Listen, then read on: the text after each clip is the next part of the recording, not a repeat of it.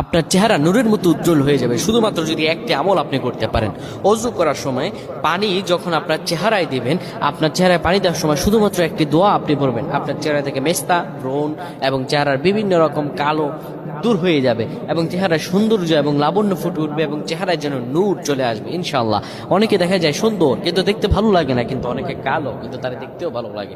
এটি হচ্ছে আল্লাহ তাআলার পক্ষ থেকে একটি রহম। চেহারা সৌন্দর্য বৃদ্ধি পাওয়া আল্লাহ তাআলা দোয়া কবুল করার মাধ্যম, চেহারা সৌন্দর্য বৃদ্ধি পাওয়া গুনাহ মাফ হয়েছে এটার মাধ্যম। প্রিয় ভাইরা আমার, এটা অত্যন্ত গুরুত্বপূর্ণ আমল, সকলেই করবেন। যখন আপনি অজু করবেন, অজু করার সময় পানিটা যখন চেহারায় দিবেন, ওই পানির মধ্যে 3 বার পরে ফু দিবেন।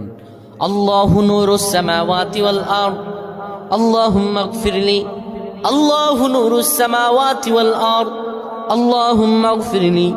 এই দোয়াটি 3 বার পরে সেই পানির মধ্যে ফু দিয়ে পানিটা চেহারার মধ্যে লাগাবেন। আমার আল্লাহ আপনার চেহারার